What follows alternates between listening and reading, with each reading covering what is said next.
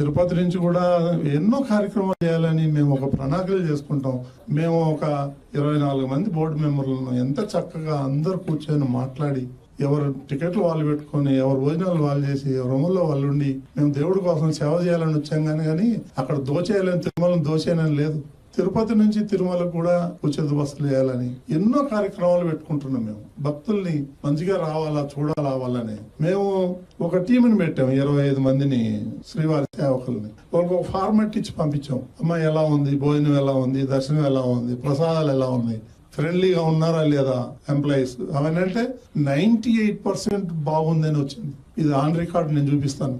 ఇదే కరుణాకర్ రెడ్డి దొంగ రోజుకి 5,000 6,000 టికెట్లు ఇచ్చాడు. కింద తిరుపతిలో పెద్ద మాఫియాలాగా దుకాణం పెట్టేశాడు. వాడొక దుకాణం, ఆయన కొడుకు ఒక దుకాణం, ఆయన భార్య ఒక దుకాణం, ఆయన మరదలు ఒక దుకాణం. టికెట్లు అమ్ముకొని పాపం సొమ్ము తినేసి వాళ్ళు ఈ రోజు తిరుమల గురించి మాట్లాడతారు. ఒక్కొక్కరు తవ్వితే ప్రతి ఫైల్లోనూ అవినీతి. ఇందాక చెప్తాడు గోశాలలో గోవులు చచ్చిపోయినాయి. ఎవడు గోశాల నడిపింది? నీ మేనమామ హరినాథ్ రెడ్డి కదా ఇన్ఛార్జి.